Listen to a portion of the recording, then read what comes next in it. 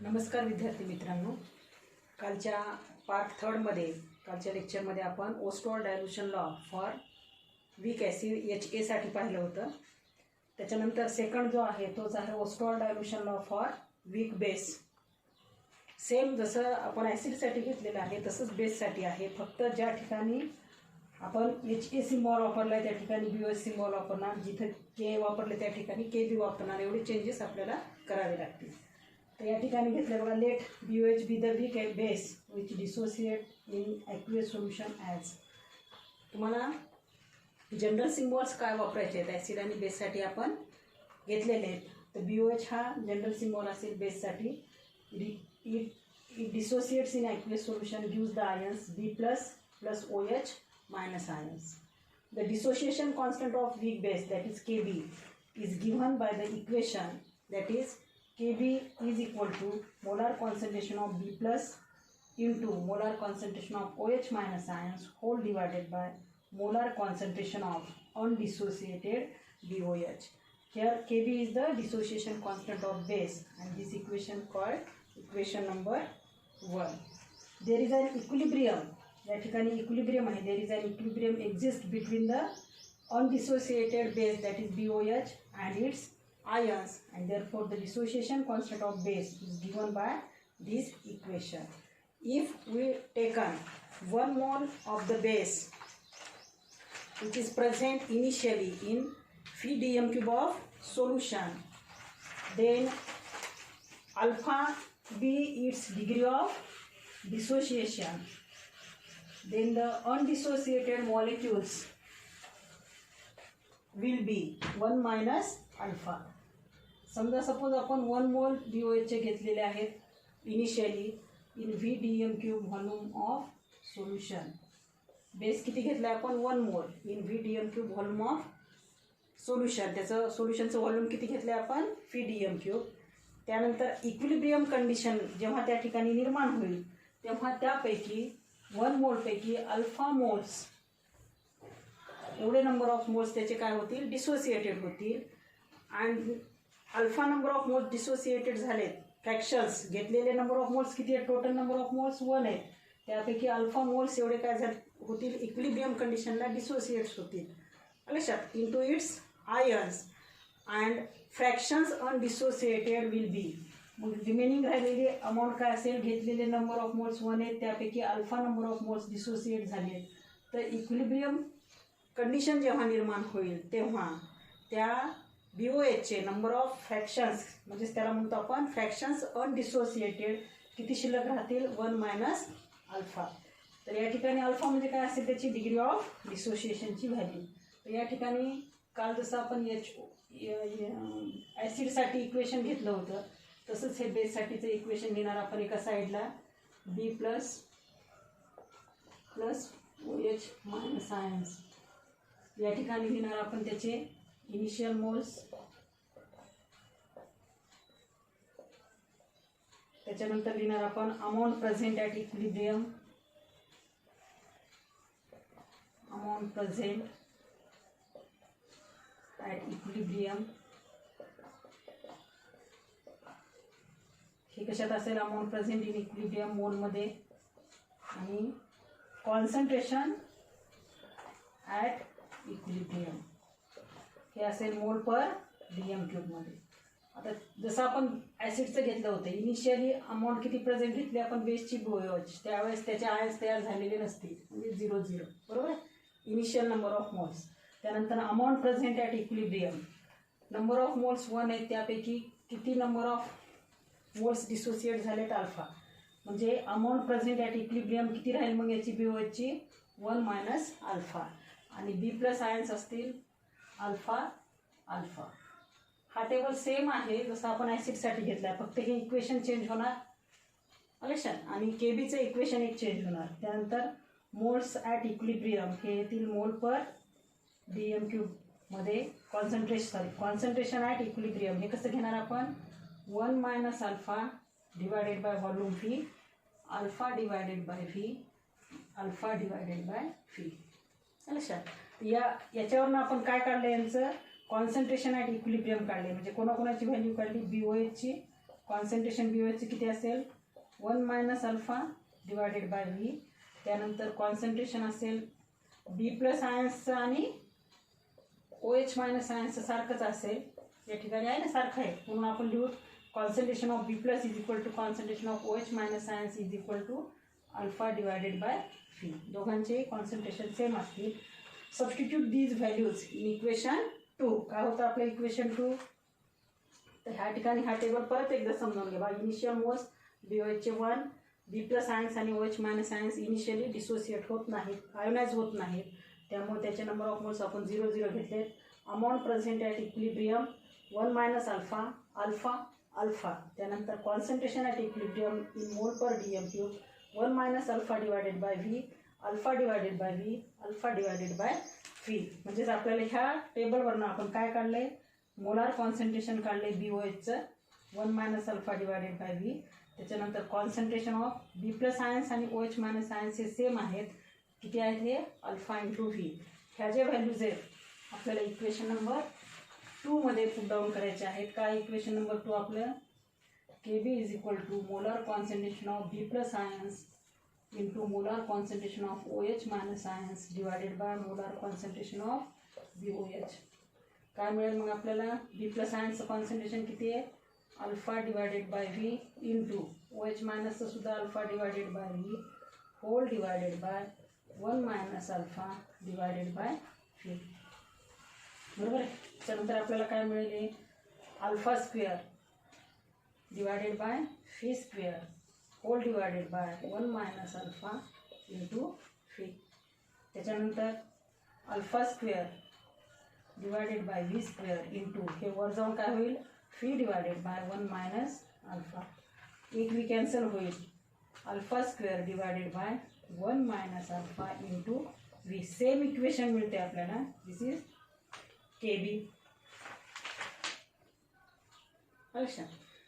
आता या ठिकाणी 1 अपॉन व्ही आपण घेणार. C is the initial concentration of the acid. C हे जर इनिशियल कॉन्सन्ट्रेशन असेल ॲसिडचं इन मोल पर DM³ तर आपण हे इक्वेशन ह्याला म्हणून आपण इक्वेशन नंबर 2. ह्या इक्वेशनमध्ये जर आपण ती व्हॅल्यू जर ठेवली आपण तर आपल्याला काय मिळेल? 1 अपॉन व्ही याच्याऐवजी आपण कॉन्सन्ट्रेशन C जर ठेवलं तर आपल्याला हे इक्वेशन काय मिळेल? Therefore KB is equal to alpha square into C divided by 1 minus alpha. बरोबर आहे. असं आपल्याला इक्वेशन मिळेल. तर ह्याला म्हणून आपण इक्वेशन नंबर 3. परंतु या ठिकाणी पहा 1 मायनस अल्फा. अल्फाची व्हॅल्यू कशी असेल? वीक ॲसिड आणि वीक बेससाठी अल्फाची व्हॅल्यू ही व्हेरी व्हेरी लेस दॅन काय असते? 1 असते. It is very very less than 1. Therefore 1 minus alpha is nearly equal to काय घेणार आपण? 1 घेणार. बघा या ठिकाणी 1 मायनस अल्फा जर आपण 1 घेतला तर आपल्याला इक्वेशन काय मिळेल? देअरफॉर इक्वेशन 2 काय मिळेल आपल्याला? KB is equal to alpha square divided by V. कारण 1 मायनस अल्फा इक्वल टू काय घेणार आपण? 1 घेणार. और इक्वेशन 3 वरनं आपल्याला काय मिळेल? KB is equal to alpha square into C. कारण 1 minus alpha is nearly equal to काय घेतलं आपण? 1. त्या इक्वेशन तुम्ही सॉल्व करत जा पुढे. Alpha square is equal to काय मिळेल? KB into V. और alpha square is equal to KB upon C. Therefore alpha is equal to under square root KB into V और alpha is equal to under square root KB upon C. आता या ठिकाणी KB काय आहे? This is a constant.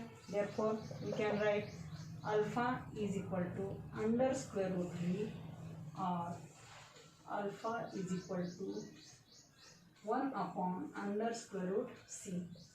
आणि हे आपल्याला derive करायला विचारतात. सांगितले तुम्हाला कसा क्वेश्चन विचारतात त्याच्यात.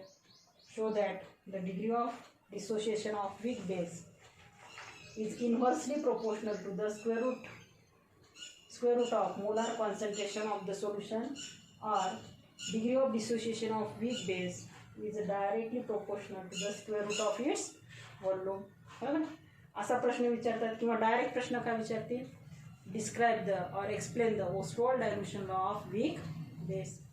सेम ॲसिड सारखं आहे, फक्त इथं जिथं के बी लिहिलेलं आहे आपण तिथं ॲसिडमध्ये के आहे आणि पहिले जे इक्वेशन आहे के बी इथं केचे इक्वेशन घ्यायचे आणि एच्या ऐवजी काय घ्यायचं आहे, BOH घ्यायचं आहे. तर ह्या ठिकाणी आपण हे दोन्हीही लॉ पाहिलेत, वीक ॲसिड आणि वीक बेससाठी. आता ह्याच्यामध्ये ह्याला आपण इक्वेशन नंबर 4 दिलं आहे, ह्याला इक्वेशन नंबर 4 द्या, ह्याला इक्वेशन नंबर 4 द्या. आता तुम्हाला जे काही विचारलेलं असेल परीक्षेत, हे जर विचारलं असेल, show that degree of dissociation of weak base is inversely proportional to the molar concentration of the base, तर इक्वेशन 3 घेऊन हे इक्वेशन तुम्ही कंटिन्यू करा. जर तुम्हाला विचारलं असेल degree of dissociation of weak base is directly proportional to its value, तर इक्वेशन 2 घेऊन हे कंटिन्यू करायचं. लक्षात, तर एवढा भाग तुम्हाला कुठं कंटिन्यू करायचे ते तुम्हाला लक्षात आलं असेल. दोन्ही लिहिलं नाही तरी चालते, फक्त ओस्टवॉल्ड डायल्यूशन लॉ जर विचारला तुम्हाला तर दोन्ही लिहिणं जरुरी आहे. ह्या दोन्हीपैकी जर एक विचारलं तर इक्वेशन 2 घेऊन हे कंटिन्यू करा. जर व्हॉल्यूमचं विचारलं असेल, कॉन्सन्ट्रेशनचं विचारलं असेल तर इक्वेशन 3 घेऊन हे कंटिन्यू करा आणि लॉ जर विचारला असेल तर दोन्ही लिहा. लक्षात, ह्या ठिकाणी आपण Ostwald dilution law for weak base संपवलेला आहे. त्याच्यानंतर पहा, तुम्हाला पेज नंबर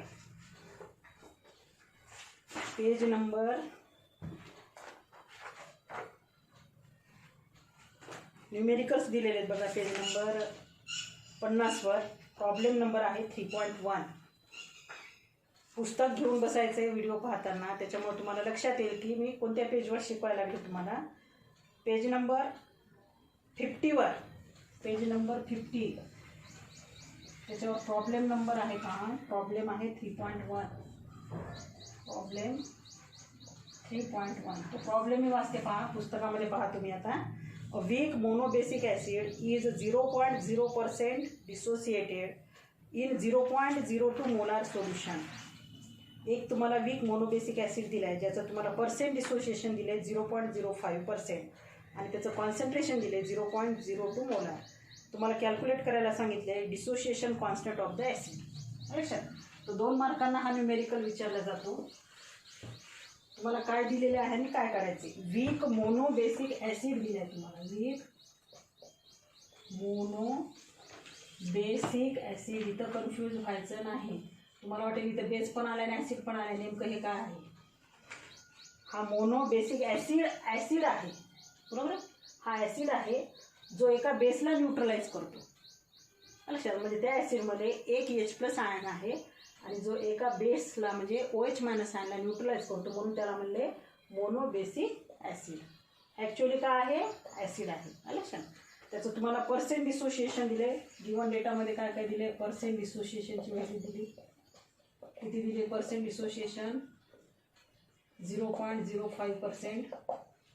नंतर कॉन्सन्ट्रेशन दिले, concentration is equal to C equal to 0.02 molar.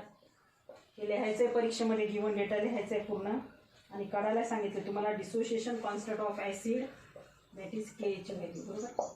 पण KA काढण्यासाठी आपल्याकडे फॉर्म्युला आहे. जर कॉन्सन्ट्रेशन दिलेलं असेल तर α² × C. आत्ता आपण पाहिले ना Ostwald dilution law for weak acid, त्याच्यामध्ये आपल्याला KA काढायचे. KA काढण्यासाठी आपल्याला डिग्री ऑफ डिसोसिएशन आणि कॉन्सन्ट्रेशन माहिती पाहिजे. तर कॉन्सन्ट्रेशन आपल्याला दिलेलं आहे, अल्फाची व्हॅल्यू माहिती आहे का आपल्याला, नाही. अल्फाची व्हॅल्यू माहीत नाही, परंतु आपल्याला पर्सेंट डिसोसिएशन माहिती आहे. तर पर्सेंट डिसोसिएशनचा फॉर्म्युला काय आहे, percent dissociation is equal to α × 100, बरोबर. Therefore alpha is equal to काय होईल, percent dissociation divided by 100. Percent dissociation किती दिले तुम्हाला, 0.05 डिवायडेड बाय 100. म्हणजेच काय होईल, 0.05 × 10⁻, हे +2 असतील, वरती जाऊन काय होईल -2. हे काय आले आपलं 0.05 × 10⁻², हे आले आपलं अल्फाची व्हॅल्यू. लक्षात, तर के कसं काढता मग तुम्ही, के इज इक्वल टू α² × C. आता ह्याला आपल्याला कन्वर्ट कशामध्ये करता येईल, 5 × 10⁻⁴ पण लिहिता येईल आपल्याला, बरोबर. लिहिता येईल का नाही, हा दशांश 2 स्थान इकडे घेतला तर 5 येईल. हे 10 to the power -2, हे 10 to the power -2, 5 into 10 to the power -4 म्हणजे अल्फाची व्हॅल्यू काय आहे 5 into 10 to the power -4 याचा स्क्वेअर इंटू कॉन्सन्ट्रेशन किती 0.02. लक्षात यायला का नाही पहा. Percent dissociation is equal to alpha into 100. therefore alpha is equal to percent dissociation divided by 100. Percent dissociation आहे 0.05 डिवायडेड बाय 100 म्हणजे 0.05 इंटू 10 to the power -2. यालाच आपण लिहिणार 5 इंटू 10 to the power -4. बरोबर आहे. ही व्हॅल्यू आपण कशात ठेवणार के काढायचं आहे आपल्याला या फॉर्म्युल्यामध्ये 5 into 10 to the power -4 whole square divide into 0.02. 5चा वर्ग किती आहे 5चा square 25 into 10 to the power -8 into 0.02. बरोबर. याचं उत्तर काय दिलं तुम्हाला काय दिलेलं उत्तर पहा. हा 25 into 10 to the power -8 into 2 into 10 to the power -2. इथे आपल्याला 0.02 ला 25 दोन्ही 50 50 25 into 2 50 into 10 to the power -10 असे उत्तर ठेवू शकता तुम्ही. किंवा त्याला तुम्हाला कन्व्हर्ट करायचं असेल उत्तर दिले तुम्हाला 5 इंटू 10 to the power -9 दिले उत्तर. हे उत्तर लिहू शकता. हे उत्तर लिहिलं तरी चुकीचं नाही. हे उत्तर लिहू शकता. त्याच्यानंतर आहे problem number 3.2 page number 51. The dissociation constant of NH4OH या ठिकाणी वीक बेस दिला आहे is 1.8 into 10 to the power -5. Calculate it's degree of dissociation in 0.01 molar solution. Dissociation constant दिले तुम्हाला म्हणजे केबीची व्हॅल्यू दिली. बेस आहे तर आपल्याला केबी लिहावं लागेल. बरोबर आहे. किती दिले 1.8 इंटू 10 to the power -5. केबीची व्हॅल्यू दिली. Dissociation constant of base. Calculate is degree of dissociation. Degree of dissociation म्हणजे अल्फा काढायचे. कॉन्सन्ट्रेशन दिले 0.01 मोलार. परत आपल्याला फॉर्म्युला माहिती आहे Kb is equal to alpha square into C. हा फॉर्म्युला वापरता येईल का या ठिकाणी. अल्फा तर काढायचा आहे आपल्याला. वापरता येईल का नाही. दुसरा एक फॉर्म्युला आपल्याला वापरता येईल या ठिकाणी. Alpha is equal to under square root KB upon C. कोणताही फॉर्म्युला वापरा. हाही फॉर्म्युला वापरता येईल. हा अल्फा स्क्वेअर इकडे घेतला आपण तर केबी डिवायडेड बाय सी येईल म्हणजेच अल्फा इज इक्वल टू काय येईल. हा वापरला तरी चालतो. त्याचंच कन्वर्शन याच्यात केलं आपण. Alpha square is equal to काय येईल केबी अपॉन सी म्हणजेच अल्फा इज इक्वल टू काय येईल under square root KB upon C. Alpha is equal to under square root KB upon C. KB किती दिले आपल्याला 1.8 into 10 to the power -5 divided by 0.01. 0.01 ला कसं लिहू शकतो आपण 1.8 into 10 to the power -5 1 into 10 to the power -2 लिहिता येईल ना सर. हेच कसं येईल मग therefore alpha is equal to 1.8 into 10 to the power -5 into 10 to the power +2 म्हणजे हे under square root 1.8 into 10 to the power -3. -3चा आपण स्क्वेअर रूट काढू शकत नाही म्हणून ह्याला 18 मध्ये कन्वर्ट करणार. 18 इंटू 10 to the power -4 होईल. Under square root 18 10 to the power -4चा स्क्वेअर रूट होईल -2 आणि अंडर स्क्वेअर रूट 18चं स्क्वेअर रूट येईल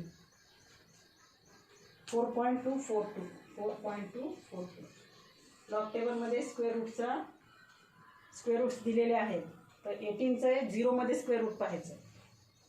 अंडर स्क्वेअर रूट 18चा 0मध्ये स्क्वेअर रूट किती येतो 4.242 आणि हे 10 to the power -4चं स्क्वेअर रूट येते किती 10 to the power -4चं square root 10 to the power -2. इथं 10 to the power -2 जर ठेवायचं नसेल तुम्हाला तर 0.04242 हे सुद्धा उत्तर तुम्हाला पुस्तकात दिलेलं आहे. कोणतेही लिहा. हे लिहिलं तरी चालते हे लिहिलं तरी चालते. लक्षात. त्याच्यानंतर प्रॉब्लेम 3.3 आणि प्रॉब्लेम 3.4. 3.3 3.4 बघा. प्रॉब्लेम 3.3 बघा. A week monobasic acid is 12% dissociated in 0.05 molar solution. What is percent dissociation in 0.15 molar solution. 1% dissociation दिले, एक कॉन्सन्ट्रेशन दिले आणि दुसरं पर्सेंटेज डिसोसिएशन दिले. आलं लक्षात. व्हॉट इज दुसरं कॉन्सन्ट्रेशन दिले, त्याचं पर्सेंट डिसोसिएशन तुम्हाला विचारलेलं आहे. त्याच्यामध्ये सोल्युशन तुम्हाला दिलेलं आहे बघा. लेट α1 आणि α2 these are the values of degree of dissociation at 2 different concentrations C1 and C2 respectively. तर तुम्ही असे लिहू शकता. Let α1 α2 they are the degree of dissociations and C1 and C2 they are the molar concentrations. Then we can write, आपल्याला माहिती आहे KA साठी आपण फॉर्म्युला काय लिहितो, अल्फा स्क्वेअर इंटू C. परंतु इथं दोन सोल्युशन्स आहेत, सोल्युशन 1 आणि सोल्युशन 2. बरोबर आहे. इथे तुम्हाला 2 कॉन्सन्ट्रेशन दिलेत आणि 2 अल्फाचे व्हॅल्यू दिले आहेत. म्हणून आपण हे इक्वेशन कसं लिहू शकतो, KA is equal to α1 square into C1 is equal to α2 square into C2. लिहितानाच आपल्याला दिलेलं बघा त्याच्यात. Therefore α1 square C1 is equal to α2 square C2. तर या ठिकाणी आपल्याला काय काढायचं आहे, α2 काढायचं आहे आपल्याला.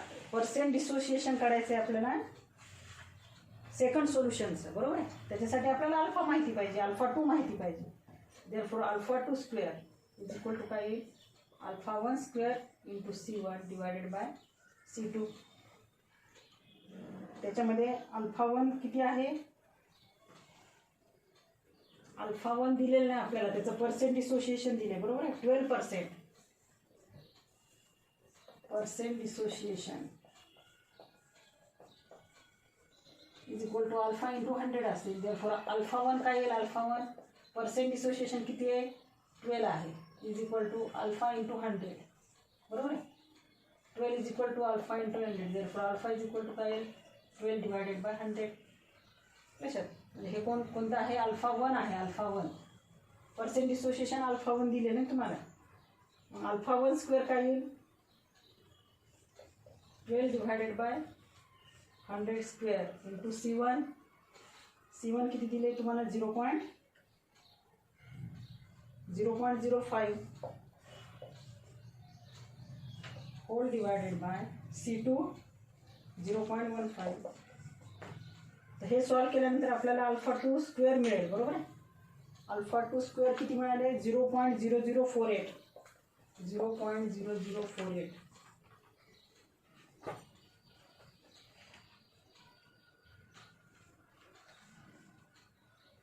बरोबर आहे. त्याच्यानंतर त्या α2चा स्क्वेअर मिळाला आपल्याला 0.0048. तर अल्फा आपल्याला कसा मिळेल मग, alpha square α2 square 0.0048. Therefore α2 is equal to under square root 0.0048. बरोबर आहे. Therefore α2 is equal to 48 into 10 to the power -4. कारण आपण 0.0048चं स्क्वेअर रूट पाहू शकत नाही, 48चा स्क्वेअर रूट पाहू शकतो आपण. म्हणून 10 टू द पॉवर -4चा स्क्वेअर रूट काय निघेल, -2. आणि 48चा स्क्वेअर रूट आपल्याला मिळते बघा. 48चा स्क्वेअर रूट 6.93. 48चा स्क्वेअर रूट 0मध्ये पाहायचं आहे, ते येईल 6.93. देअरफॉर α2 किती मिळाले आपल्याला,